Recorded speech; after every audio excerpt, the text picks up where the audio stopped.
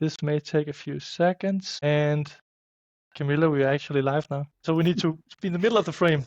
Perfect. Professional. Stand up straight. And I can already see double-digit viewers from the get-go. That's awesome. Okay.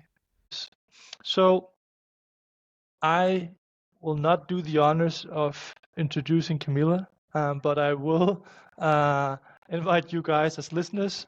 Please leave a question in the comments if you're with us live here. That's sort of the benefit and the advantage of being able to have a conversation and taking questions along the road. And what we will be talking about today, HR or people and culture processes.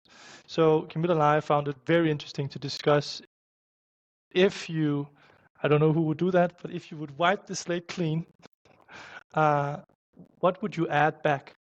Removing all people and culture processes, which should you add back and under which circumstances or assumptions or in which ways and forms? And that's what we will be discussing at length today during this Leadership Geeks Unplugged episode.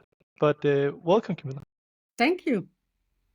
I'll let you introduce yourself and please tell us a little bit about some of the experiences you've had through your working life and what has shaped you to have the sort of experience that you've gone through. Oh, so the short version is I worked in HR and people and culture for approximately 20 years. And I would say, I always say that at least the first 10, maybe 15 years of my career was in HR. I mean, no doubt about it. I worked in HR. Brought up in HR, schooled in HR, wanted to be a really, really good HR professional, and struggled with that. I struggled with it more in terms of identifying myself with what I was doing. And that was a struggle that kind of grew, and I didn't understand why. And the short version of that is also that at some point, I was actually looking to exit HR because I thought, I think I ended up in the wrong place. I'm supposed to do something else. And I had a manager a short period of time that actually opened a different door and said, hey, maybe you've been looking at it all wrong. And so this is where I usually say this is my journey away from HR and towards what I would call people and culture. And for me, it's two different things, even though they're being used and mixed and, and the more experience that I get and the more I kind of explore the people and culture side, the more it becomes two separate things for me. And you made this famous picture once. I mean, it has more reshares than any other people and culture content I've seen on LinkedIn. I think. I actually, that inspired me to make like an iceberg once, where what people saw, what was under-recognized from what people and culture people were doing. But you had sort of like a split between how almost like, maybe you can explain it better, but like a paradigm of what is it in HR world or in HR land and what is it in people and culture land, even though it's on the same axis. Yeah.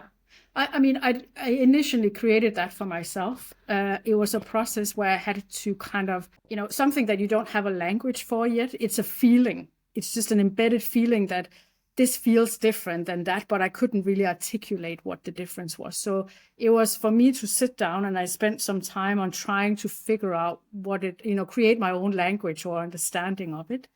And so I created this HR and people and culture. And for me, they have different purposes, completely two different purposes. And HR for me is, it was born and raised and grew from the industrial age, which I think most people know all too well, because that's the world we still very much live in. But in the industrial age, humans were really seen as a resource, as a capital, as something we could use as other resources to gain more efficiency, productivity, and ultimately profit. So that's the short version. And that means that HR and the whole school that I was brought up in, and this is what kind of sat wrong with me, I think, without knowing it and without having a language for it, was that I was actually there to create a lean and efficient machine that looks at processes before people, that looks at profit maximization before people. And I think a lot of people professionals, a lot of people who go into HR and people and culture do it for different reasons. And not, mostly because we want to do great things for people. But it's actually not built on that logic. And so they have two different purposes. And so the purpose that we've defined in people and culture was, the very short version was set people up for success. And that is to say, and the only way you can do that is to put the people in the center of how you design and think things, and really make things that fit people. And one size fits all is, doesn't fit people. But one size fits all is way better if you want to think like factory lines and productivity and lean processes. And so for me, that was the first thing. So purpose is different, mindset is different, and design is different. I think for me, it's been more, at least over time, I think mine has been more activities based than belief based. So for me, the difference when I talk about HR today versus people and culture, it's not so much what you believe in or your mindset per se. It's more, for me, I will call it traditional HR, just to, when I clarify for people, that's when I talk about payroll, contracts, helping make sure we follow the right legal procedures when hiring people, firing people, vacation, pension, all that stuff. And then, which has moved more and more to be a financial thing and more automated. So less strain on that. Not completely, but by no means, but that is that. And then people and culture has been more organizational design, leadership development, protocols and processes for how to lead or when to lead or evaluate people and similarly. So I see many HR departments that have a people and culture mindset, I think, but might still be locked into doing more administrative traditional HR work.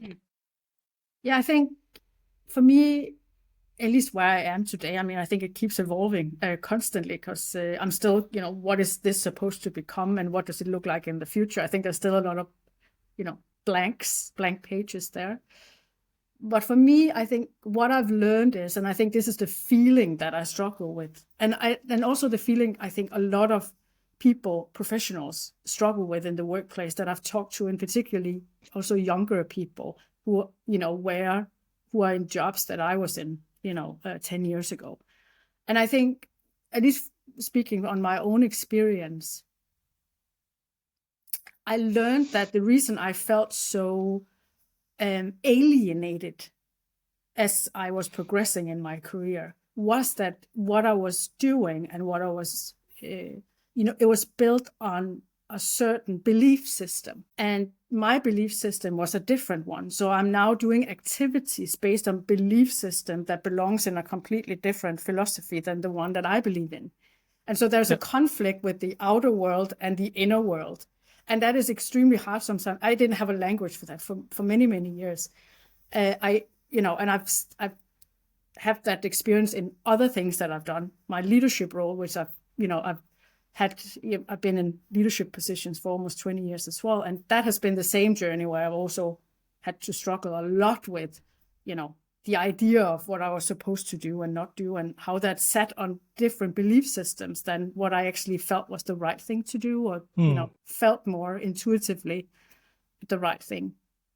So I think for me, the big thing, and which is why I want to separate it, I think it's like trying to bring in two logics. And I think this is the problem that HR and people and culture professionals, that we suffer still to this day.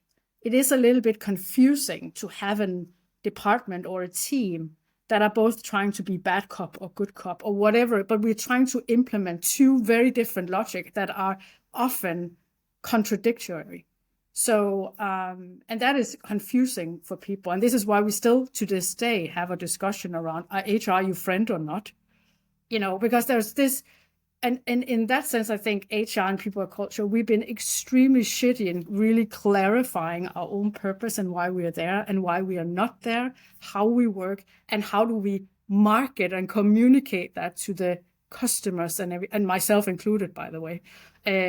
just really poor at that. So for me, when I originally started to design those things and write down things, it was to try and take my own medicine and say, I have to have a language for it, because how can I explain myself, my team, and the organization that I'm in, who we are and what we're supposed to be doing and not doing, if I don't really have a language for it, or if what we're trying to do is many different things that are, again, built on different logics.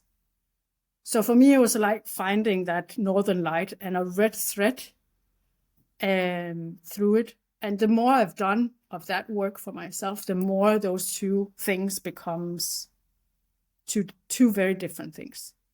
Yeah, and when you and I then, like, to take it a step further, when you and I like prepared for this episode, you told me about how your approach had looked at Lehmann. Yeah. And I think that might be a fun stepping stone for this conversation. So can you say a little bit more about like how you approach that? Yeah, so I mean, most of my career I've been in growth companies. So younger, was very much the first one in, or, early on in. And so it's always about, that scaling, creating, no process exists or very little. And so that's what I've done most of my career. And so when I joined Lehmann, that was obviously a very different task, both because Lehmann is a 124-year-old company. It's in logistics, which per definition, and particularly what I've done in the past, is way more traditional, which is, I would say, a very nice word of saying old-fashioned. I found it, a lot of it is built on logics that, probably had their rise and shine in like the 90s. So there is a lot in the logistics and a lot of legacy when you're an old or a bigger company who's been around, obviously. And so my background is a little bit different. So when I joined here, it was because our CEO wanted something else. So the very short version I got recruited in for was, I hate HR. That was literally his words. I have been in big corporations. I've worked with this corporate traditional HR, and I'm sick of it. That was kind of he's not the first one that I've, he's definitely not the first person to speak those words. And he was like, but I still feel that the people and the culture agenda is important. I just don't know what it looks like. What should we put in place? And obviously that spoke into my own agenda about let's, discontinue a lot of this and let's try and create some of this. So this was a little bit the agenda that I was hired in for. And I think this is important because coming in and trying to disrupt something, if that wasn't the mission, is a little bit of a different beast. So that was the starting point for me. And I came in here and it was very traditional. It was definitely, a lot of things that I haven't seen for a long time. So I think the biggest thing was we had this huge HR annual wheel. I just remember how massive it was, but huge annual wheel. It was packed with activities each month, 12 months a year. And again, right there is the first allergy that I have, because we all know that managers in an organization have a full-time job and then some, doing other stuff that is not in what we put in the annual HR wheel. And this was a full-time job in itself. So how could we set people up for success by just giving them, 3 to 4 time full-time jobs? And one of the things we then did was just like, we have to press reset, because, we're a small team, we have limited resources. And if we have to still continue with all of the old stuff while we're slowly transitioning, we're just never going to get there. We have to do something more radical with what we have. So we sat down and we more or less pressed delete on most of it. And that was overnight. And we didn't communicate anything about it either. I mean, maybe we should have done that more. I don't know. But it was just like, just get rid of it and see what happens. And so we deleted annual pulse or engagement or satisfaction survey. We deleted leadership academies, leadership training. We deleted the appraisal, annual appraisals conversation, and annual performance management. everything just went. The only thing that was actually left in there was the annual salary review. That was the only one that I didn't have the guts to press delete on, and that was like so what we were basically pushing to the organization, most of that we deleted, and then we just started from scratch, redefining why are we here, what are we supposed to do, who's doing what, what's the first step, and how do we start rebuild, and how does that look like? And again, a little bit back to what are we building for? And I think one of the things for me in HR, and one of the things I did the first 10 years of my career and I didn't want to do is I felt very much like following the perfect HR playbook. You're supposed to set up comp and ben in this way. You're supposed to, do this annual wheel, and that annual wheel is supposed to have these activities and they're supposed to look like this. And no one has asked for it. And no one has necessarily said that's the solution to the problems that we have. And it becomes very much a one size fits all approach as well. And that is that was the thoughts we said that makes no sense. Let's delete that and start over. And just for clarity, like Lehmann, how big of an organization is that? So we are approximately 850 people scattered around 12 countries. So that's mainly Americas, North Europe, and parts of Asia. And the primary bits of the workforce, like what type of departments or types of jobs do people occupy? So we are a logistics company. So that means that most people probably know Maersk. They are, by the way, obviously no comparison. They're way bigger than we are, but they are also doing shipping. So we don't own like boats and planes or anything. So we don't really have a lot of assets. So what we do is we have the main part of our business is freight forwarding. So in short, that is customers needs to have goods moved from A to B. And we are the, go-to people. The logistics business are the ones who help you figure out which planes or trains or trucks or trailers do you need to put it on and, to ship it. And how many of them are like white-collar people working from a desk versus blue-collar people? Are there any of them actually doing the logistics or just planning and orchestrating it? So if you mean by doing the logistics, it's no, we more or less only do the actual planning of it. Yeah, you don't and then move of course the goods, we have you plan the movement of the goods. Yes, Yeah. and coordinate that with the different shipping subcontractors. And then we do have some warehouse and contract logistics. So we do store things and we do act as terminal for trucks coming in, unloading, reloading, and things like that. So we do have a little bit of assets there, but generally we are not the ones owning the truck drivers and the airplanes. And no, I just think it's interesting. It's a good context to have because I often find fault with. I'm not saying that public companies are not different from private companies. I think they are, but I do think the more important distinction is whether people are, for example, frontline workers are doing chauffeurs driving versus sitting in a desk, because that workflow is so much different. Yes. And so have very different requirements versus if you do administration in a private company versus a public company should be more similar and therefore also require more similar more similar demands and therefore more similar solutions. That makes sense. So that's good to have that context. Yeah. So most of them are office workers. Yeah. I really hate the word white collar and blue collar, so I never use that. Yeah. But I know what you mean. And the rest of them are working in our warehouse. So that's that would be around somewhere between 100 and 150. So mostly knowledge workers. Yeah. Yes. Which is also a weird word to use, but that's also a weird word. Yeah, like the other ones don't have any knowledge, but yeah, I know what you mean. So with that in mind, you clicked reset. Yeah. Deleted more or less everything all of the existing processes. What happened next? Surprisingly, very little, which I think is just both shocking and a little bit sad, I have to say as well, because there are teams, obviously, before we hit delete, but there is also teams around the world that in different companies that are spending ton of time and resources on doing work that seems to have little to no impact or meaning, at least in the bigger picture. And so nothing happened. We didn't lose people because of it. We didn't have a drop in satisfaction. We didn't see more people leaving. We didn't have a heap of problems or fires that alerted other places. So the biggest controversial thing that we deleted was obviously leadership training. And the reason we deleted that was just, it was extremely costful what has been set up. I mean, it was just insane.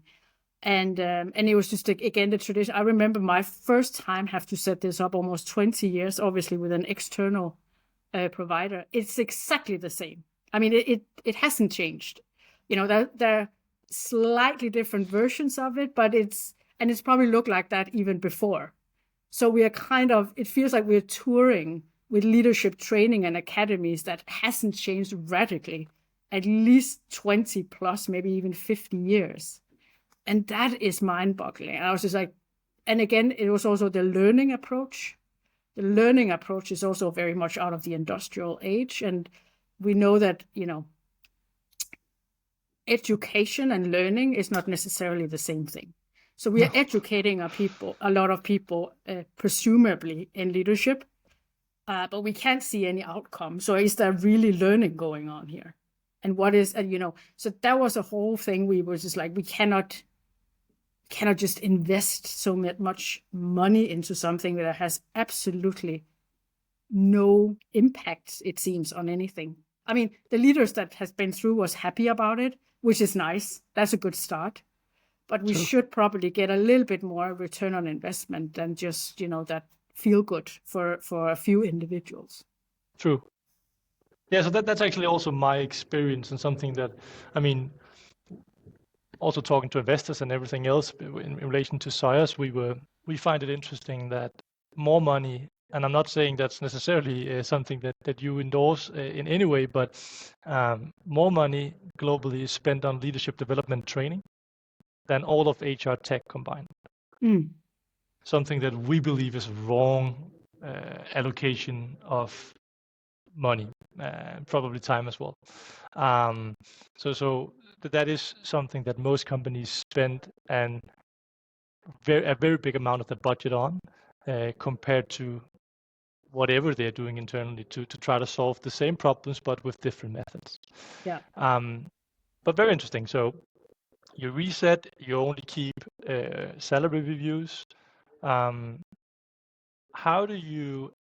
Yeah, I mean, a few things. I mean, we're still battling with a few teams on also trying to pull the plug on, personality testing and recruitment and things like that. There's a few things that we haven't gotten fully rid of, but and then of course our own internal process, the day-to-day operations of certain things are also not just, completely revamped. But it was very much on what are we spending time on pushing and selling as a product to the organization that we had to rethink as the first. Yeah, and it also sounds like you kept your, at least, let's call it basic analytics in terms of knowing employee turnover, having some, because you said employee satisfaction. So I don't know if that's just a feel you have or whether you kept that to some degree. Yeah, I mean, we went away from the very old school system that we had, which was just like, it wasn't like an online platform. And it was just, I remember I worked with this company and this platform 15 years ago. And this was before, the likes of you even existed. So there wasn't much else to do, but it's basically, you put something into a system and then you get a report from some consultants. And if you want to slice and dice, you have to ask for other reports and you have to pay. I mean, it's just, the world kind of moved on from that. And obviously we were like, we want to... You would be surprised, but the world should. Yeah, the world definitely should. And then I think, again, I worked with the old style as well. And I just remember this feeling that something that should be there feels like a pain point.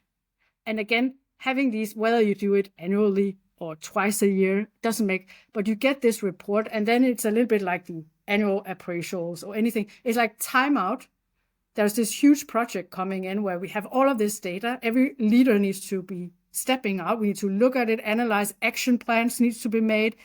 It's so cumbersome. And a year later, you thought, what happened to all of that work? And because nothing really happened, and you can't really see it. And we did that. I've done that so many times before. And instead of continue doing it, maybe the question should be, if it's not working, it's the wrong thing. And it's terrifying sometimes to just remove it, because you don't necessarily know what to put in place. Now, in terms of this, what we basically did was we put something else in place. So we have pulse surveys every month, and have way better data, and we work much more organic with it. It's not these big projects, and we're trying to kind of, as a modern company, I would say, to sew it into the day-to-day as part of, just how we work with feedback and insights and how we prioritize things and what we talk around in management meetings and things like that. So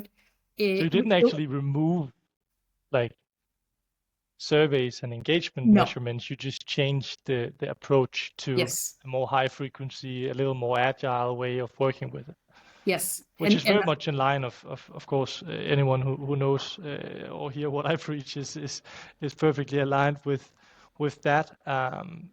And that I also think that gives you the foundation to know. Often I talk to companies, and so very few of them, but some of them are actually honest about that they're not sure which problems to even tackle as a people and culture department, because it's so hard to be aware of what should we be doing.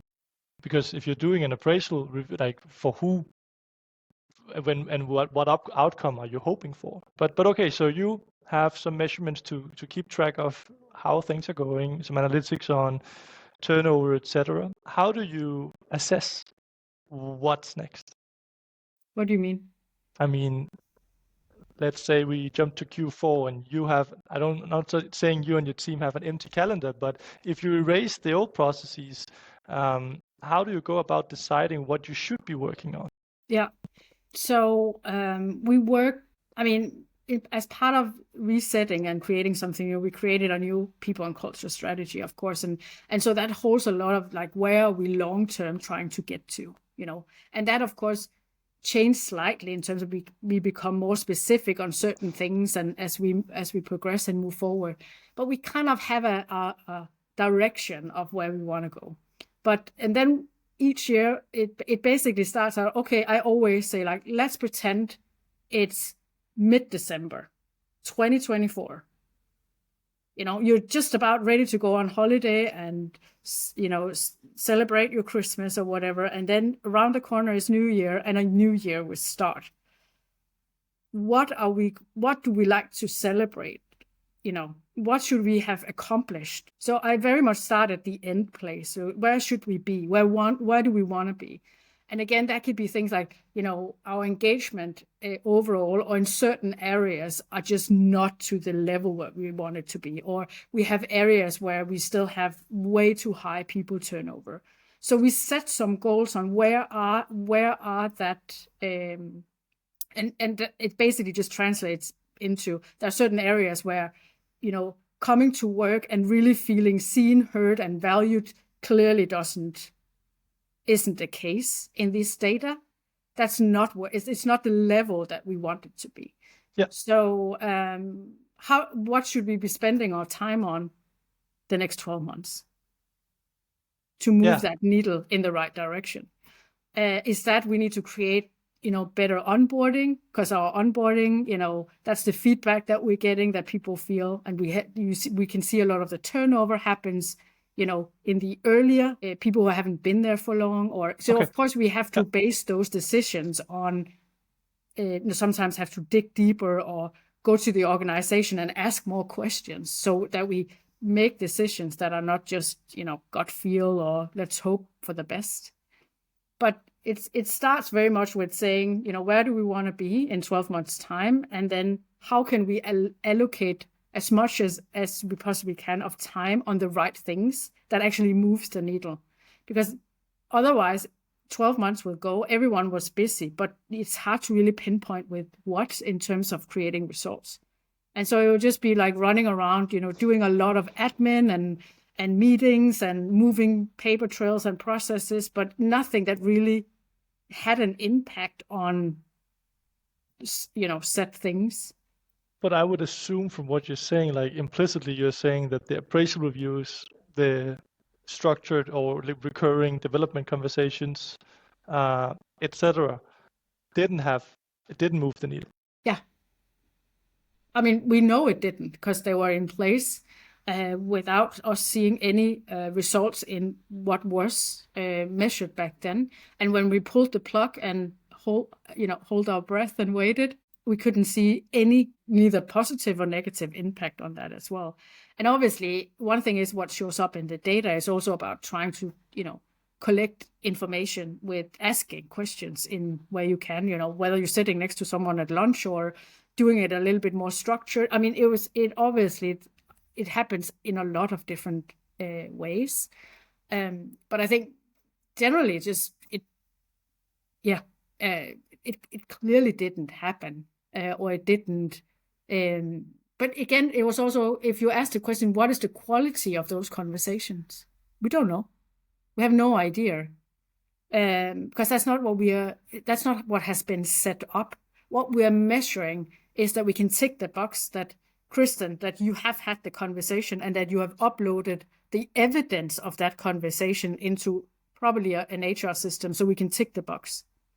But whether you and the person you had the conversation with went away from that conversation with something valuable is not a part of the scope. I mean, we hope, we keep our fingers crossed and hope, but I think, again... but at the end of the day, right, I think maybe I'm struggling a bit because everything you say, it does make sense to me. But it's all, let's say we agree on we're optimizing for happy employees, hopefully people that are also productive, whether we believe that comes naturally from happy employees or if that's a feedback loop of people feeling productive and like they contribute, etc. Then if everything else is also like going relatively well, then they'll start to be really happy and thriving in their work.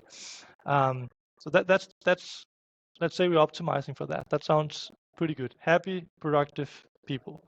Business is happy, people are happy, low turnover, high performance, right? Sustainable performance. Yeah. Yes. Let's go with it. Yeah. But does that align with what you are optimizing for as a group CPO? Yeah, of course it does. I think I have become maybe a little bit more cynical. I don't know. In what way? I think just, okay, if we look at it a little bit like two sides, right? So what you're talking about here is like the perfect scenario. Let's achieve that. And that is happy people, high productivity, highly engaged, super motivated, blah, blah, blah. Let's go for that. That's the perfect scenario. But then my question would also be, where is the starting point? Because I feel that a lot of the work, and this is the least sexy. You're not gonna, get much points, or you can't sell that in a boardroom, or So I would say the starting point differs. Let me give you some examples that you can maybe then roll with. So some organizations we see that across departments they tend to score relatively low on development. Mm-hmm. So it very much from the data looks like an organizational challenge. It doesn't look like there's one or two managers that are not managing to help their employees develop, but instead it seems like a systematic challenge in the organization. Mm-hmm. Then it would start from a different place for me versus if it was a few, I wouldn't necessarily say bad apples, maybe just nuts that are harder to crack in some departments. Like, for example, we see generally customer service departments, they struggle much more with development, maybe because there's less promotions, less movement than others, or whatever the reason might be. That could be one hypothesis. So the starting point would vary based on what we would see from the data. Mm-hmm. And then that would sort of say, okay, we have a systematic problem with people generally feel less happy at work because they don't feel like they're developing. It doesn't seem like it's one or two managers or even 10. It seems like an organizational, like a systematic challenge. Then that would be one problem that we would then need to find a good solution for. Versus if we saw that it doesn't actually happen. It looks like it happens in some departments, but what we can see is it's just people who've been here for more than 5 years, they feel like it's stagnating. And that would be so like really defining the problem first well enough that the solution becomes not necessarily obvious, but at least many of the solutions we would otherwise discuss, it becomes obvious that those won't solve the problem. Yeah. Well, it's an interesting, and there are so many layers in what you are describing there, I feel. One layer is, what have we defined as growth and development? So what are people's experience or expectations? I think that's an interesting thing. We have a lot of companies that are setting up the classical career ladders. And I also have a conversation often with people like myself, HR professionals, people professional, and they're like, but that's what people are asking from us. Okay, so but most people only ask for what they already know or what they can see. It's really hard to ask for something you've never seen or envisioned before. So, that's what I've learned at school, or that's what I've had in the last 3 companies, and that is what we are selling as a product. It's the career ladder. It's the very kind of rigid, it's not very agile, or, it's just, again, it's a plan that looks really good on paper, but it feels very different in real life. So I think that's one thing that, is that actually what people are asking? Or that's a question. I mean, that you have to obviously either have a specific question or dig deeper, but I think it's just back to, let's keep challenging our assumptions that we've just taken as truth. This is the truth of the world. This is, is it though? I mean, so I think it's just me trying to challenge the first assumption. I spoke to a very honest, really cool company in the Netherlands. They're head of HR, and she said something very striking, which was management and HR, when we do product development, because they actually also developed HR products. They talk to customers all the time, figuring out what do they want, what are the problems, trying to design good solutions for that. But when it came to internal people and culture, they sort of took a best guess most of the time and then implemented something. It wasn't really that product, this like solution kind of approach that you would otherwise often see in other departments, because what I hear you describing is more a methodology, or like a process of figuring out what are the problems and then figuring out solutions on the back of that. Yeah. I think it's about questioning everything. I mean, and it's a skill that I've really developed over time. And I think it came from this elegy of really trying to do something good with my work and actually realizing that I was in many ways doing the opposite. That wasn't the intention. And so I was just so dedicated to not bringing more, red tape and BS work into people's life with the best of intentions. But that wasn't, unfortunately, the outcome or the result. So I am extremely critical about everything. I always ask, so there's so many in corporate. HR is one of them, in leadership, but there's so much in the way we've designed work that is just so fucked up. There's so much, and we just accepted it as a truth. This is the way things are. Well, is it? And we can change it. We designed it that way at one point. It looked different at another point. So I think for me, it's about challenging. But do you think it's because it's so hard sometimes to pull the plug once you've done something? Like I've very rarely come across people and culture teams, and I'm not trying to fault them. It's like, I think it comes natural that they also demanded or requested to, let's say, develop a career progression ladder. And then I'm not 100% certain of this, but I would say 9 out of 10 cases, they do it company-wide. And then it becomes very hard to pull the plug because we're so heavily invested in it. It was never an experiment that we did for one market. Sometimes maybe it was. I think actually as soon as there are market dynamics, it's more often piloted actually than if it's in one country alone. But it's rarely piloted as an experiment. It's an implementation that we have decided on. Mm-hmm. Do you also experience like that?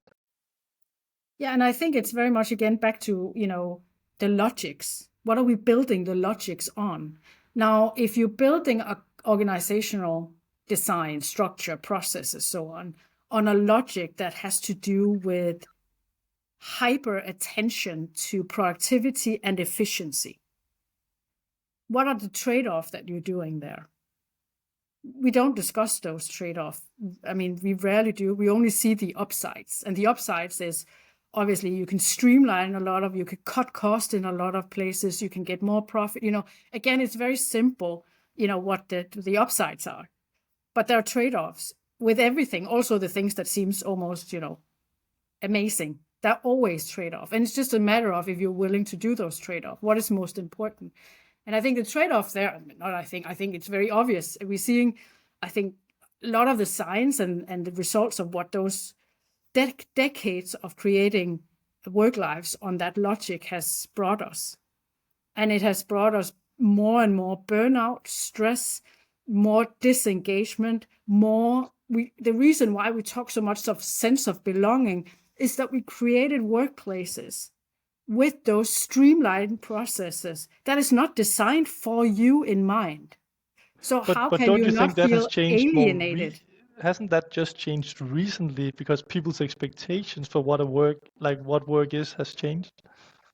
Because assuming that we're doing things the same way as we did 50 years ago, and people now experience that much worse, suggests to me that it's because expectations have changed. Yeah, and I think again, it's like you can experience an upside with something, but you cannot necessarily do it forever. So I mean, a very good example is, and look at our planet, and we've been completely okay with saying we are going to plunder the resources of this earth because it's going to bring us wealth. We only talked about the wealth, and this was a party that no one said maybe the party can't go on. I mean, I know somebody did, but the overall way we've designed the way we go about things is this party will never end, and those resources will be forever. And I think it's the same in workplaces. The party is over. We've got the optimization and productivity of that way of working. We reaped that already. Now we are starting to see that it's not sustainable anymore. So we have to change that and evolve it. And again, what we traded off for that wealth and for that efficiency and for more profit was a lot of human aspects. So that we designed things around you and the community and shared sense of purpose, because that was the trade-off we weren't really ready to make. And obviously different times and different companies and different cultures, have, been more or less extreme on those. But overall, the logic has been, and this is also why I hate the word HR, it is seeing people as resources, and resources is something that we plunder for profit. And I think, it's also what you're being asked to do as a leader in most organizations. Obviously, no one is going to ask you about it this directly. I mean, I'm not saying a lot of people are like evil going to work. It's a systemic thing that is built on a logic that we no longer question or see necessarily. That's just the way things are. And so leadership is also, not there really to make sure that your well-being is at the top of our priority. I mean, it's great if we can do that and profit maximize. But if there's if we can't do both, there is rarely a case where one is being picked over the other, hereby the individual, the team, the well-being, the human aspect of it. True. Like, unless it's like part of a long-term philosophy or a philosophy of work that the management team or executive team thinks will come back because shareholders would like, that's the outcome they want, right? Yeah. So I think if we look at it, I think you went back to say, there are data out there that says that companies are investing more in leadership training and capabilities than they are in HR tech. It's been a huge investment area for the last 50 years. Huge. I mean, more books has been written about leadership than anyone could ever read through. PhD studies, there's so much out there. Most of that never find its way into the actual ways of working. We know so much about what motivates and demotivates human beings, but our works are still designed around something else. And Let's get back to that. I'll just pause us for a second here because we had a few cool comments come in here. So I'll just read some of those out loud, and then we can jump back if we want that. But I think when people are so nice to jump in here, it's really cool to include it. So Kate, Lena, looking awesome. Yeah, that's great. And Kate, love this. But then we have Stine. She said, Stine Helmin, which I think you and I both know, but like she wrote, such a good reminder at this time while I'm setting up leadership training in our company. Have you put anything instead of making sure, like to make sure your leaders have the competencies, the language, etc., to lead effectively? And I'll read a few more just to see if we can bundle some of this stuff in where we should progress next. Carolina DeMarco, she's basically saying, unfortunately, she has to drop off, but she loves to talk. Then we have Mirella Manya, I hope I said that right. She is happy to hear the movement towards people and culture teams, more value adding and solving business problems, rather than just doing HR admin in principle. And then Stine wrote, do managers organically have one-on-ones and development conversations with their employees? Or are people happy enough without them? In theory, this is promoted as a cornerstone in employee engagement, so interesting to see you prove otherwise. And then Gary asks if leadership focuses on their employee decentralized autonomy, profits will be the positive byproduct. So again, that is sort of an underlying belief that might lead to actually investing in happy people, with the belief, just like very similar to what we preach at SOAS, is like you will have productivity gains, but that's a byproduct. So maybe we can zoom in on, because I think that's one thing that both you and I also find very interesting, is how do we make sure that, for example, like I believe that leaders are the biggest piece in the puzzle when it comes to employees being happy and productive, if we wanted to use those words. So should we empower them? If yes, how? And how do you see that? If some of the old tools in the toolbox might not be working. Well, no surprise, I'm going to question the entire assumption of leadership, obviously, because I think that's back to the problem. I mean, again, being a leader, I've both been in the shoes and had to design those shoes for other people.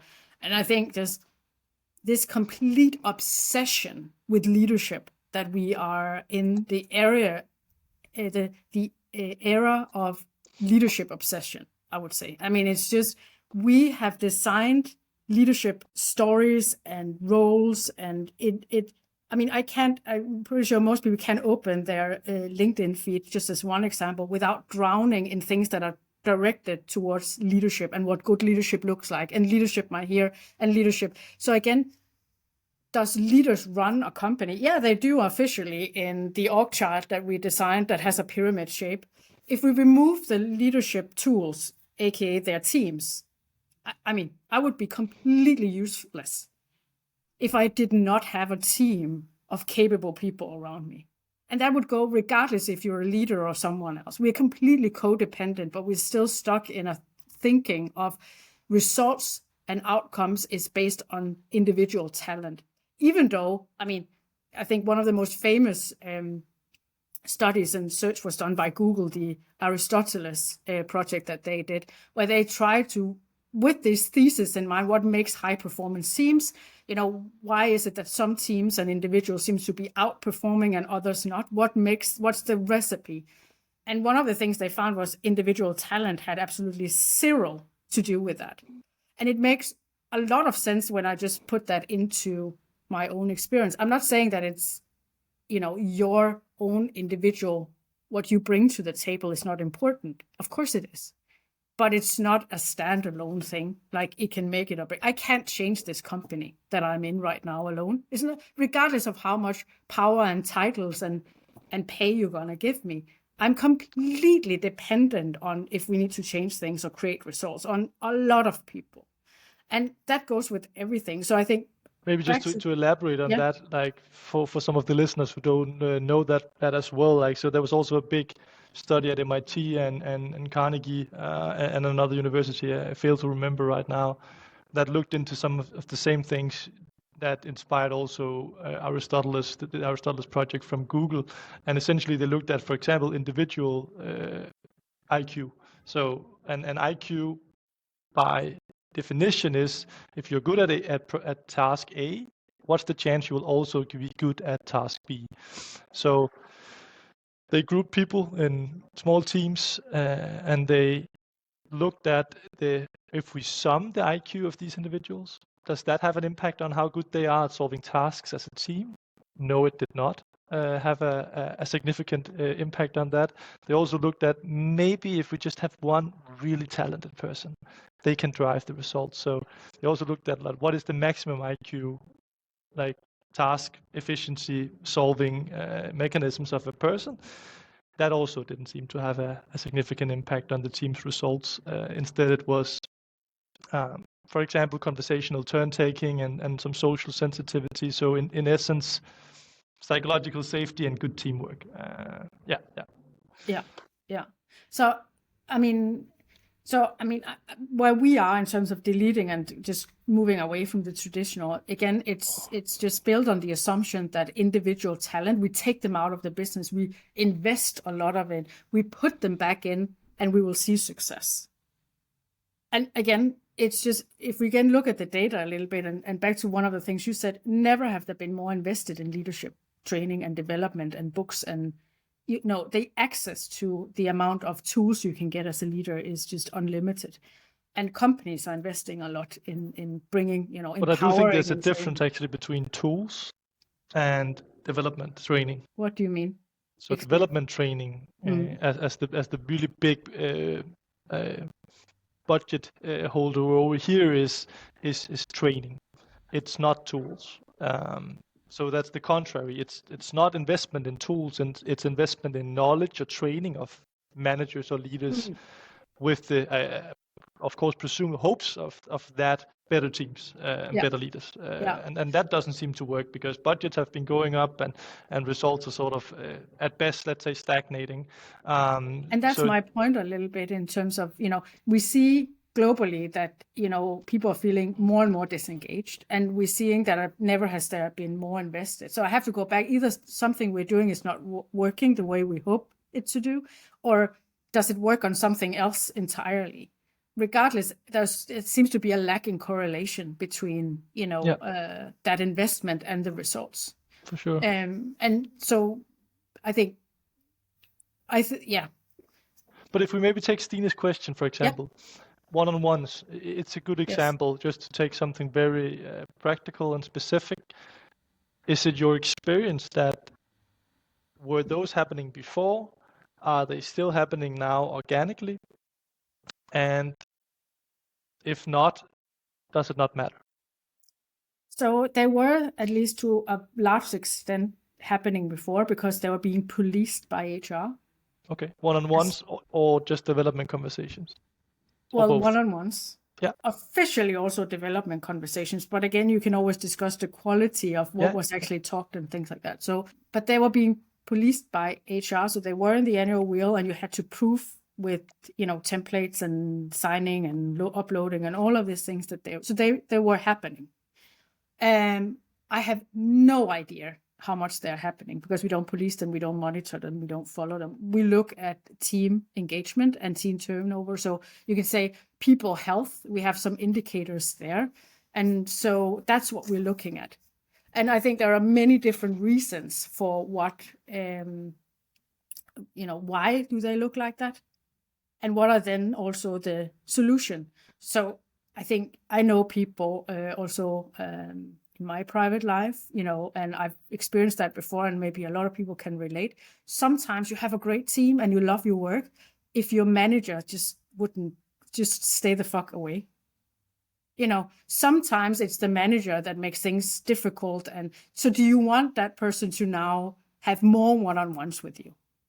I mean, that's going to be a recipe for probably disaster. So again, context matters. Context is critical when we design solutions for problems. And so I want to move away from this one size fits all that says, you know what, it could be a really good tool. It could be a really good tool. It could be a really good tool for a lot, but it could be the opposite for some, because that's a problem maybe lies completely different. So you would not require one-on-ones and No. development conversations from a manager to happen in a team. Instead, you would, sounds like the people and culture team to some degree monitors if things are as they should be, because we do know that we want people to be satisfied and happy with their job. So let's assume there's a team, 7 people, a manager, people satisfaction, engagement, well-being scores are lacking. How do we go from there? So what we have partly, and this is still a process, but transitioned towards is business partnering. And a normal HR business partner is a little bit of a HR generalist normally. So what we've done is try to, move towards where we separate the role of HR operations. And so a business partner is more kind of, how do we actually work with transformation and coaching and training, but we need to go to the work instead of pulling people out of their work and setting up a lab somewhere or making this one size fits all and just cascade it out into the business, because the context is taken out of it, because you can't do those kind of plans with a context. That's just not possible, at least not a very detailed context.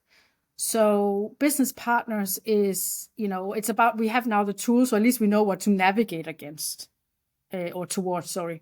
And so the teams that are clearly struggling, let's start with, in the bottom of where we can see that there seems to be fires, and then let's work our way towards there. And it's about going out, sitting down with the manager, obviously looking at the data. And if there are questions, if that raises questions that we don't have answers for, we need to dig out those by talking to people in the team or managers or whatever it might be, by getting more information. But then it's about go into a dialogue first and foremost with the manager, but preferably at some point with the team around how do we improve this? Instead of just leaving managers who clearly don't have any capabilities in this. They never learned it. Why should they know? It's really difficult, by the way, also. Also for people like myself, who's been a manager for 20 years and, training and so it's, shifting behaviors and shifting cultures is extremely difficult just in a tiny team. How do we think we can do that just by making a plan and cascading it out? I mean, it's extremely difficult. And this is a manager who doesn't have a full-time job as a culture agent, obviously. So we are trying to be a little bit more kind of supportive in that process and working alongside with teams and managers. And this is where, you sit down, you have conversation, you try to identify what it is. So let me give you a specific example. We had a management team in one of our business units, and it was clearly dysfunctional. I mean, very, very clearly. And it was clearly both from the data, but also from the conversations and team meetings that we had. There was no collaboration, no communication, and there was definitely friction that wasn't being dealt with. That was just extremely clear.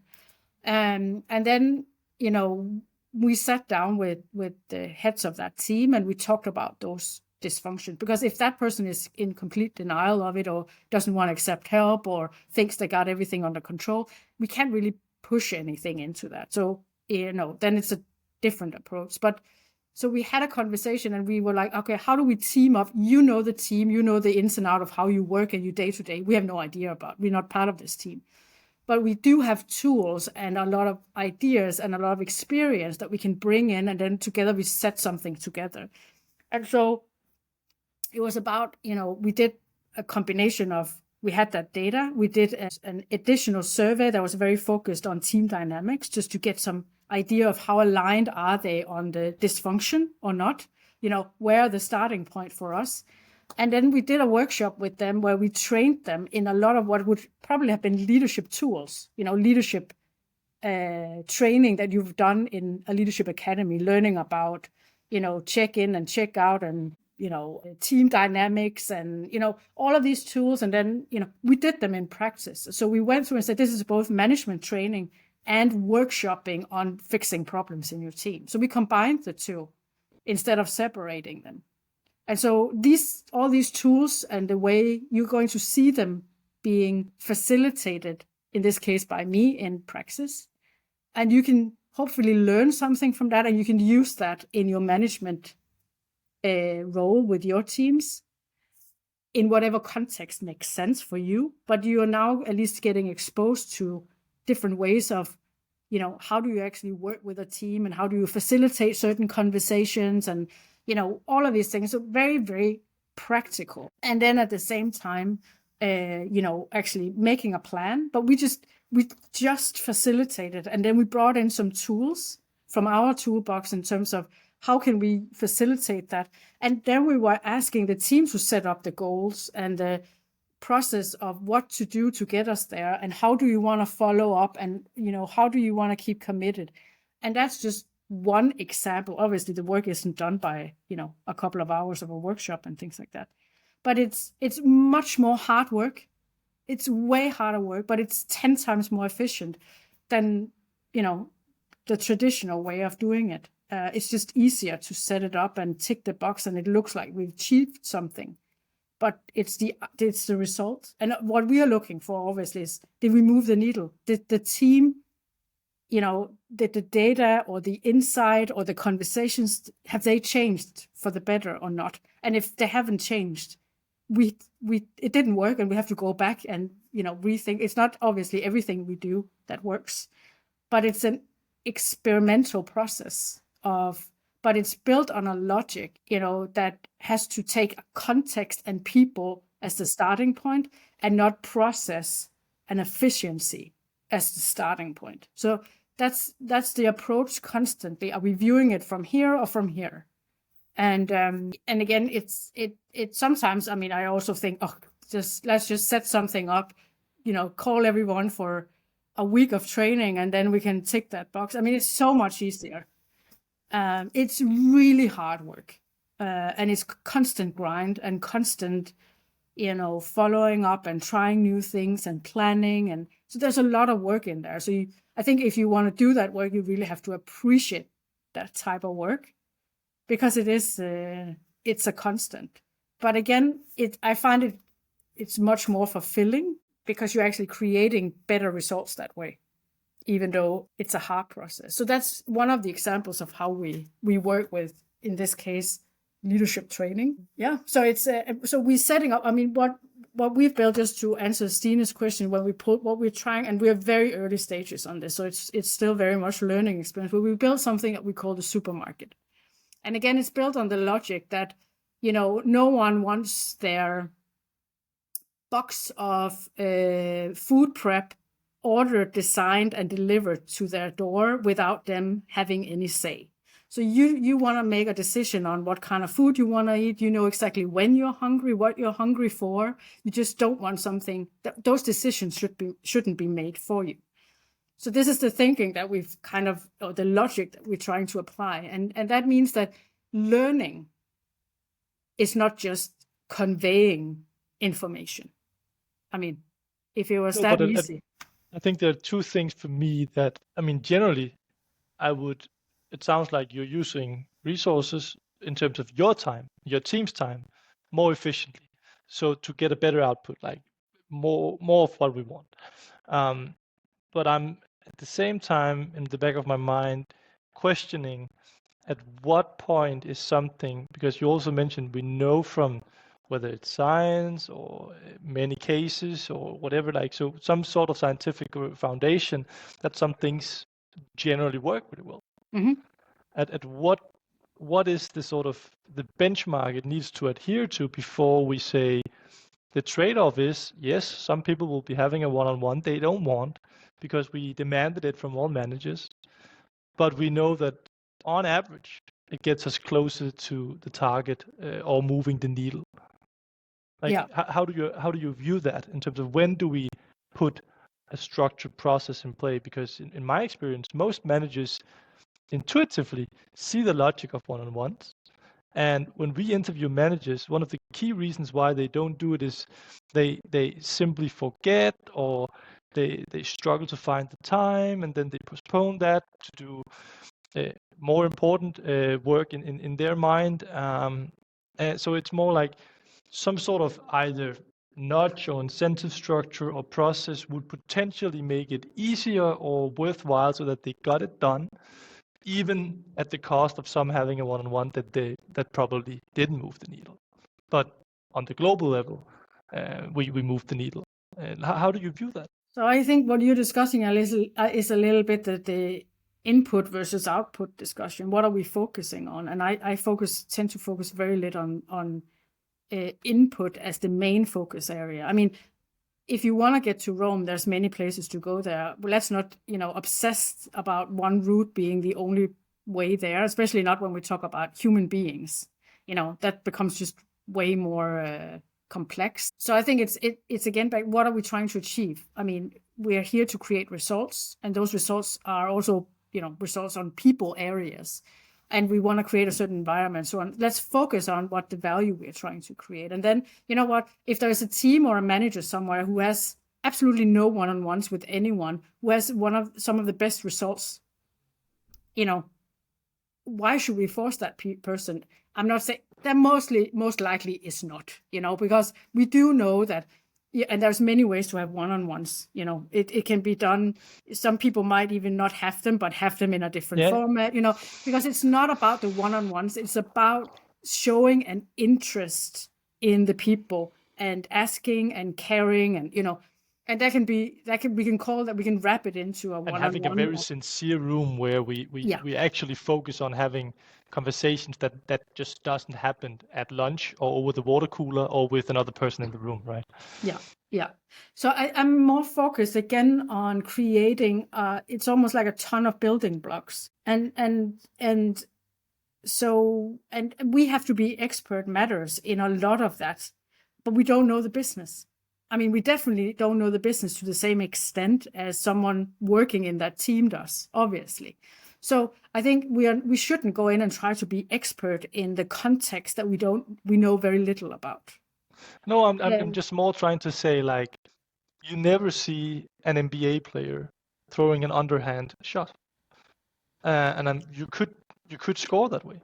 But I have no idea what that meant. But like they would shoot like this, right? And it's just you would never, or you wouldn't shoot in soccer with your heel, unless it's a very extreme situation, right? So I'm just saying, like, I'm questioning or trying to find a threshold for when something is such a proven best practice that it should just be expected.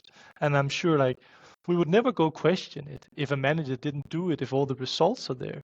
But I think sometimes making it easier and aligning and laying out the road to Rome for the manager.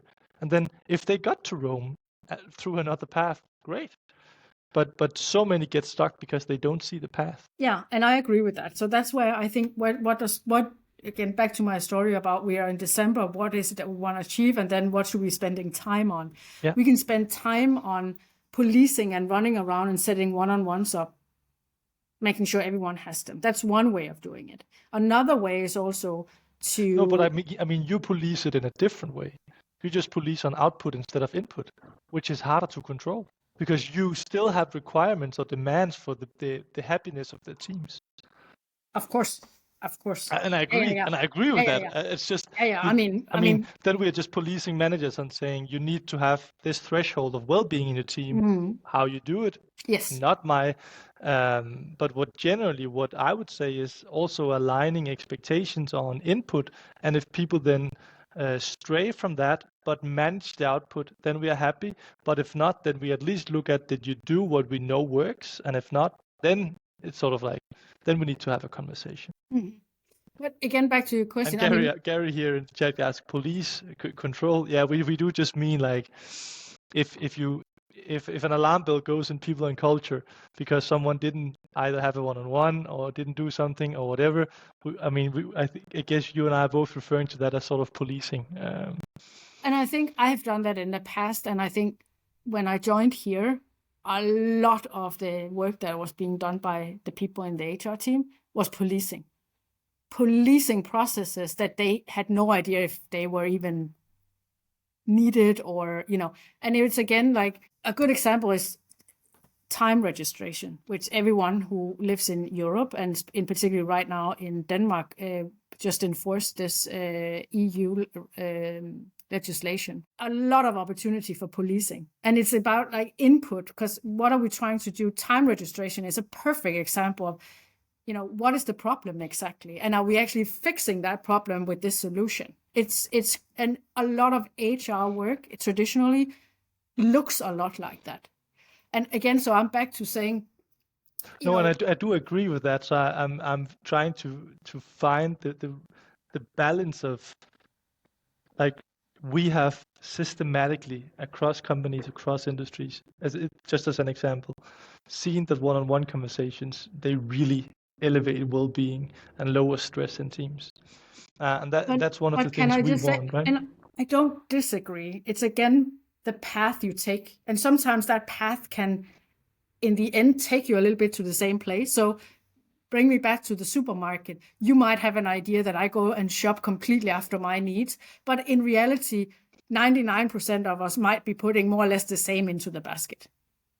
Yeah, because or I that's even what get, works, I even and that get was 3 nights of dinner delivered by HelloFresh, and even if it happens by automatic. I mean, so the idea is, but I think we're working with human beings, and having something just pushed over your head, not really understanding why and how and when, it has one effect. And again, is that where we create most value? So if we just take the one-on-one, and I think going from that, we have engagement scores that we want to improve. We've decided that best practice, which by the way I also dislike, because best practice equals one size fits all. I mean, that's the definition of best practice, and it doesn't mean there isn't good learning and inspiration in best practice. I just would be careful of seeing it as the holy grail of everything. And so we fixed we police everyone, and we follow up, because if we tell them that they don't do it, how do we know that it's happened? The only way we can know that is controlling, and there needs to be a documentation somewhere, because otherwise, what's the point? But I guess that's an assumption that you're putting on the process here, right? That's the traditional assumption that we build. So I agree that the traditional approach doesn't necessarily work, or a lot of it doesn't work. It's just, in my experience, the managers don't know what to do, and it's no. So I'm not saying you should force them. I'm just saying that layout here is 1 or 2 roads, paths to Rome, and then they might be able to go from there. But it's like leaving them to their own devices. Like, I'm not saying not to have trust, because I do think they need that. But I'm not talking about leaving them to their own device at all. So for me, it's again, let's set up business partners that are available. And those business partners has both almost like a sales job. They can't just sit and wait for the phone to call. They have to, and at least we have some data, so we have some maps over where should we go. So it's not just random on what do we hear and who screams most or whatever. So we can at least look into something, and then we can start the journey there. Like, where do we levitate towards? And then it's about coming out and having conversations with managers and teams around what is wrong and what can we do. And then we bring some expert knowledge in terms of, some of the solutions. And so it becomes, and for me, that is where the training of managers starts. You're already coaching and training them. That's your full-time job, or it should be, in terms of, have you considered, do you have one-on-ones? Do you check in? No, not really. Okay. Could you consider doing that? Maybe that was worth, because, that seems to be what the people are asking more of you. How does that look like? How do I do, because sometimes they know they should be doing it, but they don't do it because there are tons of other barriers or other priorities, or it's hard to do something new. It's just easier to default into the ton of work that you've know is just going to flow in, and it helps to have, I'm just going to call it a coach, but it helps to have someone who follows up on you, who tries to keep you accountable, but who also have tools and solutions and can train, and And I find it to be extremely valuable because we're getting a lot of feedback back from the organization in those conversations in terms of what works and what are they really struggling with and what are actually the barriers of why things are not getting done or prioritized, or, and that's the context. That's all the missing context of why things we are trying to put out in the world is not working, because they meet a context. And that context sometimes act as a barrier for whatever you're trying to roll out or implement. And then, yes, it might end up with that, 99% of them was, having more one-on-ones and being coached and trained. But I think the approach there is either everyone needs to do this because it's a best practice. So we're going to do a little bit like a process first, one size fits all, hope we are moving the needle enough, or we are going to work on it a little bit more in terms of actually looking at the problem. And then maybe half of them need different tools because it's not one-on-ones, it's something else. Yeah. And then we can, add different training and coaching and, training into the context. And then we also, again, work way more. The approach that we're trying to build is also working more with the team instead of the manager. Yeah. So it's back, instead of saying just, as long as we upload knowledge into the manager, they will kind of, reload it back into the teams. That's not how the real world works. If you want to change your culture, I mean, I used to train and educate or, teach feedback as part of my role in the past. Very traditional. Managers out into a classroom, train them on these models, do a little bit of practical training, send them back, tick that box. And now every manager has gone through feedback chaining equally. Of course, our feedback, our question around, are you getting enough valuable feedback, that will go through the roof. Nothing happens. Nothing, really rarely anything happens. You can't measure that in any results. And then you're thinking, what was my teaching wrong? And again, I'm back to the minute they step out of that classroom and back into the busy days with 1 million things they need to do, that just, gets lost. And it's again back, it's hard to change. So if you want a better feedback culture in your team, it's hard to change that feedback culture if you have one person who supposedly needs to be full-time dedicated to shifting this. And so it's definitely an easier thing. I'm not saying easy, but the starting point should be, let's get the entire team together and commit to why is feedback, what does it look like? What is the goal we're trying to achieve? Why do we want to have better feedback? And what does that mean? Because it means different things to different people as well.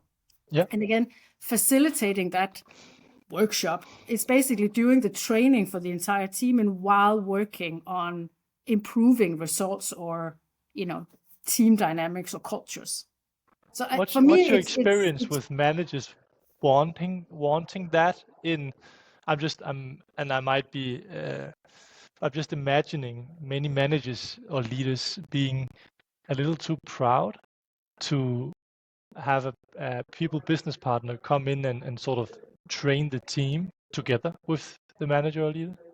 What's your experience with that? I mean, my answer would be if you have managers that are too proud to do the work of the share, what they're there to do, you have the wrong managers. I know that's a really easy, because that's not, again, necessarily how the real world looks like. I think you have different, I mean, I would kind of, your first option, then you would have others. Yes. I think I would put it into 3 categories. When you work with change in generally, and this is what you're talking about as well, you have the people who are in front, all the way up in front in the bus and being they want to be the first one. They're really open. They're hungry and everything. Put all your focus into them. That's what we're doing. Let's focus. The people who want to play with us, let's play with them. It's just 10 times more fun. And we have to start the change somewhere. So let's start it there. That's better energy and movement in doing that. Then you have So you would stray away from trying to convince or persuade the leaders that don't want you and your team's help. Yes. Yeah.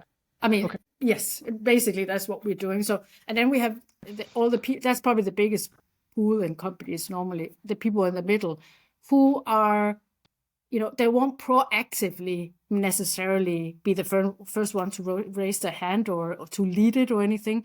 But if you're out there having conversation, building relationship with them, because it's also, if I have to come and deliver something to you, I can only do that if you have trust in me as a person. If you don't know me, or if you don't like me, or it's really hard for me to come and, deliver that for you.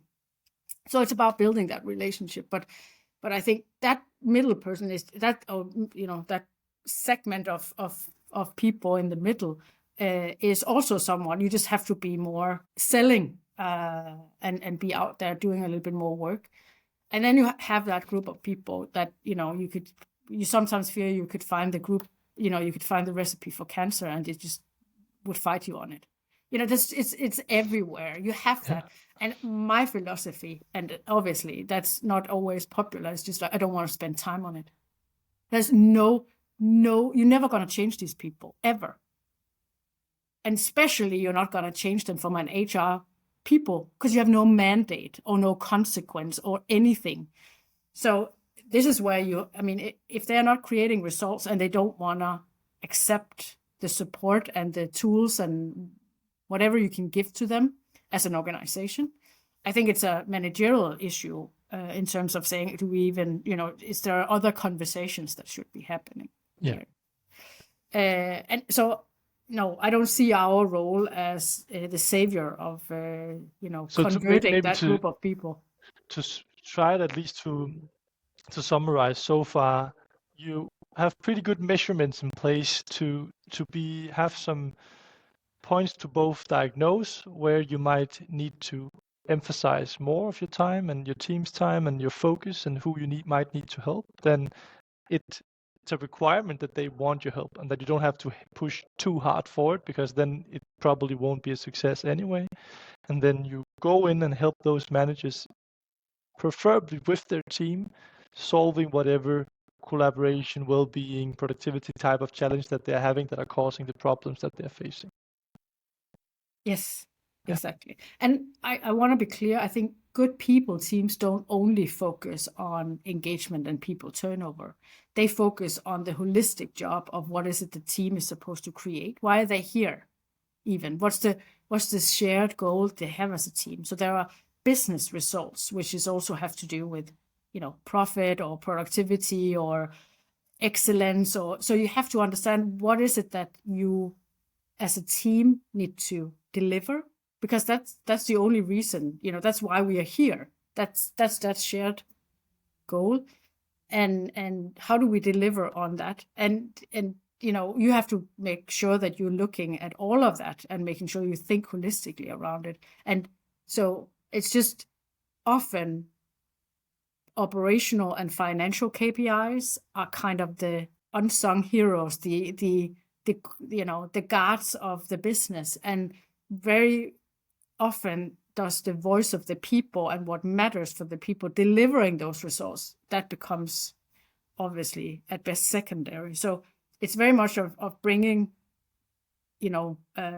something in to balance, but it's not an either or. I see it very much in, you have to balance the business factors up against each other. And, you have to be very aware of when we choose one, there's always a trade-off. And what is that trade-off? And, is that trade-off worth? Maybe it is, maybe it's completely aligned that, that's a trade-off that's worth taking. But I think also to the discussions that we had before, I think it's about building stuff that you shouldn't see is built forever. I mean, we went from these once a year and then a small one 6 months later, but, satisfaction surveys that was just overwhelming the business and creating very little. They didn't even know what to do with the data and everything. So that was one thing. And then we went to monthly pulse surveys. So again, scaled down, but more organically and, and it's not necessarily what we have in 5 years. I don't see that this is the ever solution. I think I've also I've worked in this rhythm in previous companies, and sometimes you get to a place where, you're tired out of that. It doesn't work. It doesn't have the impact. You have to reinvent something one way or another. So I think it's about, is it doing what it's supposed to do? or we're just having it in place because someone implemented it 5 years ago, or, and it just continues as, and we don't know what to do with it instead. And I think that's the difference. So, obviously we do have new things that we're putting in place, but I think we see it as something that changes and should change constantly. There isn't a best practice that will work for us, for everyone, or for the business in theory forever. Do you have some processes or frameworks or templates or whatever you would want to call it, where, let's say, development plans, for example, where the average quality of a development conversation, if managers chose to have them, would be so much higher if we had a template or framework or structure for it, because then your business partners would know that like intimately, versus if the managers chose whichever approach that they appreciated the most. How do you see that? Like, is there some place where we say, okay, if you want our help doing development or raising that, and we have, let's say we've diagnosed that it is because people don't feel there is a plan. They like their job. They're actually decently challenged by it, and for that reason, they don't hate their development, the feeling of development, but they might not. It might not be very visible to them, or they might not feel there's a direction to it. Assuming that some of those things, how do you see that having a framework as a company for some of those things? How do you think about that? I think the development plan, again, I've seen it work very rarely. I mean, how can you, in a world that changes constantly, make a plan for where I'm supposed to be in 5 years? Or, No, I it think doesn't have to be 5 years. I think that's that's not taking the argument seriously, because like you make a plan for where you want to be by the end of the year. Why shouldn't employees? But by the end, but that's also by the end of, I mean, we haven't made I'm not proposing an annual conversation. I'm proposing like maybe a quarterly conversation, for example. Yes. So I think going back to that, because, and again, that's where the plan becomes, but maybe that's just semantics. I think that it's again about integrating things instead of separating things. It's when we start separating things that become hard to implement in real life. And the classic plan of, let's make some kind of promise to, if you join our company, this is the I don't think it's, at least the way I'm thinking about it, it doesn't have to be with a promise of a career, like a promotion. It's just, are we intentional or are we not intentional about where you want to develop? Yes. So if I sat down with you, or you sat down with me, and you said, Christian, what do you want to? I really want to learn more about AI. I feel like that's going to be the future. I'm super interested in it, and I don't feel like I really know how to approach that. And then there's a more senior person like you, a manager, a leader, who helps me devise a plan where I get a bit of support, maybe someone internally. We lay some plans to keep me accountable. And by the end of it, hopefully, I've learned something new. I've developed and improved. And that doesn't have to do with necessarily promotions or 5-year plans. Mm-hmm. Yeah. But that would be an intentional approach to it, versus expecting development to happen organically by the sake of it, right? Yeah, and I agree. I think you have to act, if you want to create a culture in a certain way, if there's a culture you want, there's a work environment, you have to be intentional about it. You can't just show up for work, close your eyes, cross your fingers, and, pray to whatever. That's just Jesus, take the wheel. Exactly. I mean, you can, but it can go in all sorts of directions. Yeah. So I think overall, of course, you have to be intentional and also you have to be realistic about how much you can actually control. But I think the context in terms of what are you able to give people realistically also needs to be clear. Yeah. I mean, there are some companies that works a lot with, as part of just the way we develop our processes, we work with a lot of projects, we test things, or, in those kind of things, it's way easier to offer people opportunities of jumping into projects and being part of what the work is there. If you have a company or a team that doesn't exist at all, what you're doing is day-to-day operations, and they look maybe very much similar. You have to be able to realistically create something. Then you have to play more with that part. But I think you also have to be realistic about what you're actually able, because otherwise those conversations will have, an anti-climax at one point where you can say, I would love to work with AI, and I can sit and pretend that we can start something up and I can give you an AI license to Copilot or whatever, and you can play around and but is it really what you're asking? You're asking that you're coming to work, most people at least are asking that I come to work and I do meaningful work, that I'm being challenged in, and that I learn new things, and and that I just don't sit and do exactly the same thing for the next 5 years. I mean, and that can look in many different ways. So I think it's back to, you can't design that in plans. You have to, figure out how do we design it in the way that we work. Does that make sense what I'm trying to? I mean, it's not an really. either or. I'm putting it a little bit, but no, I'm more thinking like, if I have a people business partner to help my managers, help them improve development in a team, and we think that having development conversations, regardless of plans, like the plan is just maybe a table, maybe 3 bullets, maybe a statement of where you want to be by the end of the year. I don't have any particularly fixed thing in mind, but having that conversation, for example, again, assuming that actually helps,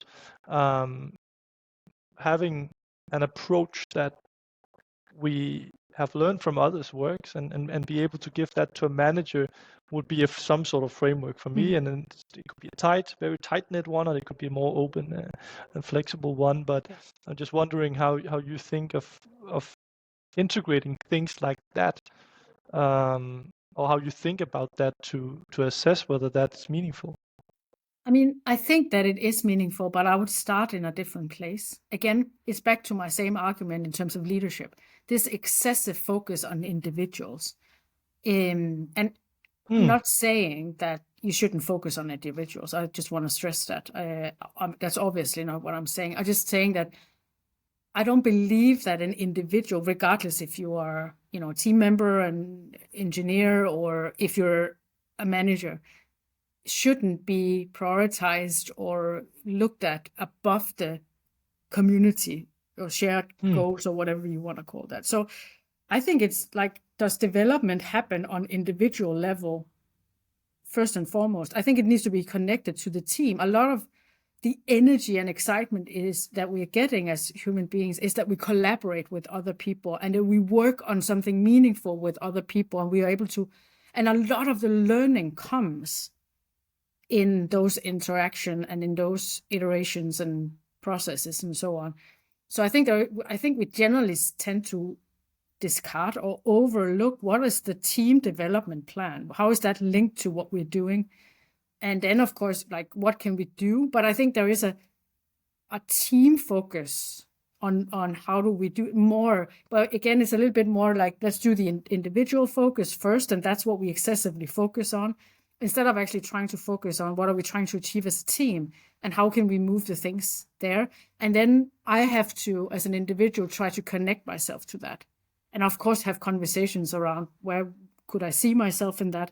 But the contexts need to be there.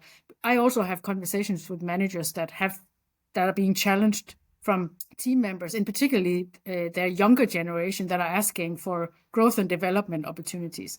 And what I'm seeing is a little bit of two things. One thing is like, they're waiting for us to come up with these, that's something that we need to push, we need to design some frameworks and boxes that we can put people in, and classes and things like that. And so that's one thing. So you're just sitting there waiting and hoping that something will come from us. So that obviously is one problem. But the other thing is also, they have no idea what to offer them. They don't know how that look like. And when they ask people, so Christian, what would you like? I don't know. What can I pick? I mean, can you choose? It's like asking me, what would I like to eat? I mean, sometimes it's like, I have no idea. I would like a menu with few options, and maybe that can, The other thing is a little bit, I don't know, and I'm young and I don't have 20 years of experience. I don't know what it looks like and what I could be doing. So, and sometimes I think it's easier to talk about, or at least start a conversation as a team. What is it that we want to do and develop, and we have the day-to-day operations that looks very much similar, but is there processes that we want to, is there tools we want to play with? Is there AI we want to test up? That entrepreneur mindset of just like figuring out things within our span of control in our team, and then allow people to play and try out things. But again, I think otherwise you just have a plan that is completely disconnected to the context, or that's one risk. So you sit there with your AI plan, but it has absolutely nothing to do with the team and what we're working on. Oh, that's actually an interesting other Pandora's box that I don't think we should open now, but whether to help employees develop in ways that don't have any obvious direct impact on the team or the company, because there are very, very different opinions on that, and I think it's fine to help an employee develop in a direction that doesn't have any obvious utility for the team or the company, but of course only to a certain degree. And if there are, and I think often that's at least the word when I talk of strategic development, it's because we find something where we find a commonality between what the employee wants and the team needs, or the company needs, and hopefully we can figure something smart out there. Yeah. And I mean, just to say, I mean, again, it's really hard because I've obviously had conversations with people in my career, both in terms of my role as a manager, but also as a P&C professional, where people say like, I'm stuck, I want to develop, what class should I go to? What course should I take? That's the default for most people. Maybe what book should I be reading?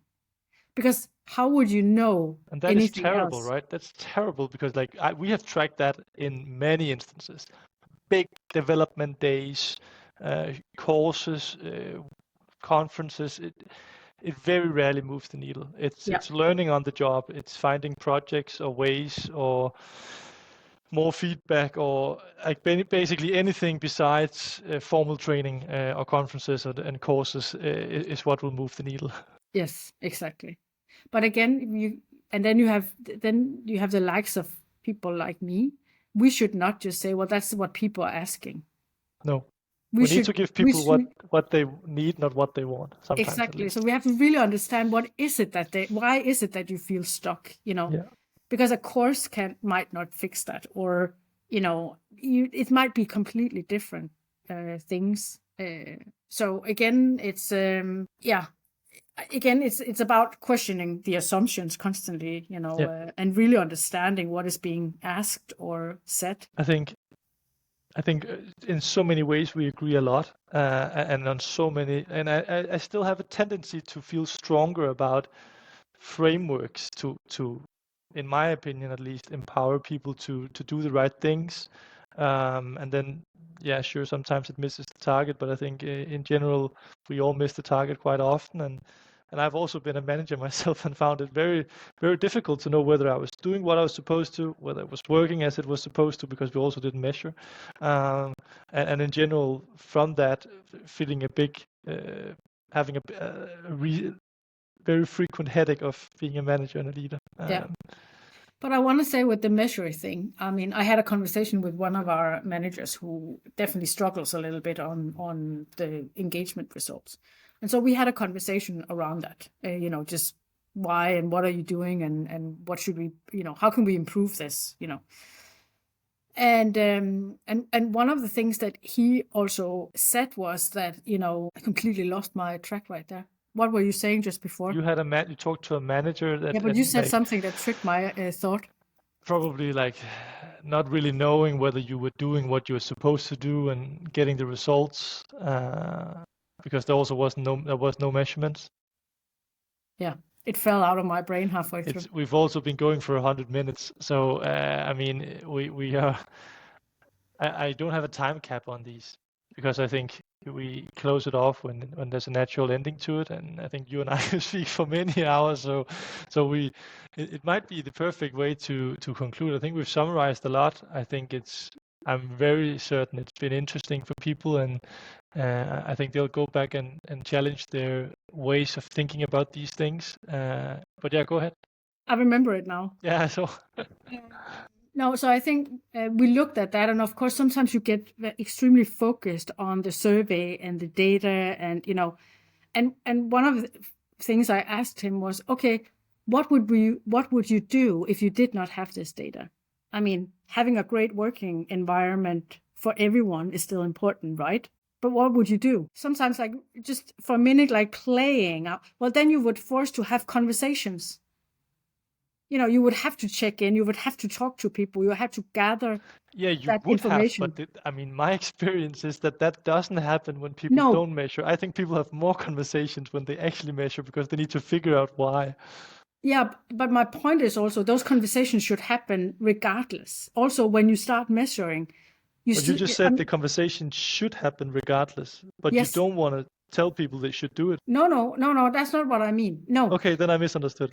no, I mean, you have to have conversations. I just Yeah, don't okay, want to sure. police. I mean, that's pretty hard to do work, Yeah, especially as a sure, manager, not sure. to have any conversations. Yeah, Whether that is, you know, scheduled, reoccurring one-on-ones, or you work where you do that because you sit in I think it has many shapes and forms. yeah. But you Conversations have have many to have shapes an and forms. understanding of how people are feeling and doing. And so how are you gathering that information? You know, that's obviously having conversations with people one way or Yeah, another. And I think that needs to happen regardless of if you are measuring or not. Again, I think the measurements, the primary thing they do is they tell you whether you're having enough conversations to know what you need to know. Because often, I mean, we're a small team here at Soyas, and our measurements often, to some degree, surprise me. So they told me things I wasn't aware of intuitively. And in other cases, I get comforted that even if I felt something, maybe that it wasn't even the case for the employees. yeah, And then it directs the conversation because I know what we need to talk about instead of having everything in the world to discuss. I know very targetedly, like, these are the one or two things I need to have more conversations with my team about. So I agree. It doesn't, like, the measurements don't change that we are not talking, and they should only entice more, but the right conversations. yeah, exactly. So yeah, so I think that's still very, very much important. And again, I've also worked in companies where data was like king. I mean, nothing existed if it didn't come up in data sheets, right? So, and I think you can also get extremely paralyzed. I've also seen managers become extremely paralyzed with all of this data, and becomes you stop talking to people and just looking at the data and making plans for the data and prioritize on the data. And so I've definitely also seen the opposite happening, where, you know, the data removes you from actually engaging. It replaces some of Yeah. that. But again, it's different, and I think No, that's it's completely true. You have to urge people, like what we say as a rule of thumb when we train managers in understanding the data. We say if you're 80 to 90% sure why you're lacking in a driver, because we give them the 5 classical root causes, and if it's something else, if you're not certain of what it is, then you need to go talk to a team, and that's what you need to do in most cases. But then there are cases, let's say we talk to a marketing team and their performance has been terrible for the past for the past quarter, and they don't feel like they're contributing. Okay, we should still talk about why, but we do know at least the first path of the reason for why they don't feel that. But maybe we can help them feel that way by looking at all the great things we tried that didn't work, or whatever it might be, right? We have a last question here from Maurice Larsen. She's asking which 3 questions we would ask in an employee engagement survey, especially in a high-functioning workforce. 3 questions. I mean, what I can say, I can go first, and I can say in SOAS we found a framework of 11 questions that explain around 70% of the variance in people's job satisfaction. So those are the questions that, for us, in all the workplaces that we work with, for thousands of employees across more than 40 countries, seem to best explain why people are happy with their job. And those are not secret. So if you want them, Maurice, you can just text me and I'll send them to you and you can use them. And then, so that would be mine. And so we have found that there are 8 drivers that are in a knowledge intensive, well, for knowledge workers, probably also for non-knowledge workers, are those that seem essential. And we measure those for companies every month to help them, again, as we talked about, know whether things are moving right or have the right conversation. So they're not super detailed. You don't know why development is lacking. You just know that development is lacking. And then you figure out, is it because of career progression, personal development, professional development, similar job tasks, you've just been stuck in things for too long, lack of feedback, whatever it might be, that comes after. So that would be my answer. Not 3, but these. It's a really interesting question, because again, I was thinking 3 questions. How do you boil that down, the most important into 3? I actually think, and I'll be heavily inspired by Daniel Pink's drive and some of the research that he also stole or shared in his book about motivation. And so I think there are 3 areas that we know comes up in terms of when people are thriving. And also when they are not there, we see people burning out and stress and all sorts of symptoms. So what is it like a kind of essential? And I think if I had to boil it down to 3, there is something around relationships. The people that I have to collaborate with to do my job. What are the relationships? So that's usually my peers and my managers, and people. Do I have great relationships? Do I enjoy working with those people? Otherwise, my day can quickly become toxic or difficult or a pain in a certain place. So there is something around the relationships that I have with the people. How are they? How well are they for me? Then I think there is something around what often is considered is set as purpose, but you can also purpose has been used a little bit in different, so it's been watered down a little bit. But I think it's about, do I feel the work I do, is it meaningful to me, to the organization? Do I feel like I'm doing a lot of work that just ends up in a dark place where no one looks at it, or if I stop doing it, no one will notice, kind of thing. And a surprising lot of people have tons of work they feel it might as well just end up nowhere. Yeah. So, and that's extremely demotivating. So, the purpose or meaningfulness, do I feel that what I do actually creates meaning for my team or for these 3 individuals? If we had to have that question, because what we have found is people find purpose in very different areas. Yes. So for some, it is the relationships. For others, it's being able to leave early to pick up their kids. For others, it's developing insanely, even in maybe a toxic environment, but they're happy with it because they can feel how much they're progressing. So I think what you're getting to, at least from my point of view, is, do I feel like me and my team are doing meaningful work? I think that would be a good one, because then it's not really purpose. It's, are we collaborating well as a team to do something that seems meaningful? Yeah. Mm-hmm. Yeah. And then I think my 3rd one would be what Daniel Pink, I believe, calls mastery. But it's a little bit back to your personal development and things like that. But mastery is really, do I feel like the skills that I have are being put to good use? Do I feel like I can really contribute? And I think it's a little bit back to the feeling of, they hired me for me. And, that feeling that I'm just, not another one on the assembly line, and that I don't really contribute. Or I don't use myself in the best possible way, or so there is something around mastery. And it's a balance between both using your strength and what you love to do and what you're really good at, and contributing with that, but also at the same time being able to expand that mastery to a certain degree. So still be able to develop and grow within those different areas. So yeah. I think, again, something around relationship, purpose, meaningful work, and the 3rd one would be something around my own mastery. Yeah, development is across the board the driver that has the highest correlation with job satisfaction, and also one that many employees struggle with. So something like social, which is one of the drivers we measure, it also has a very high correlation with job satisfaction, but is something that most of the workplaces we help have a much better time doing well at. So I'm not saying we should take it as a given, but I am saying if you had to only measure 3, I would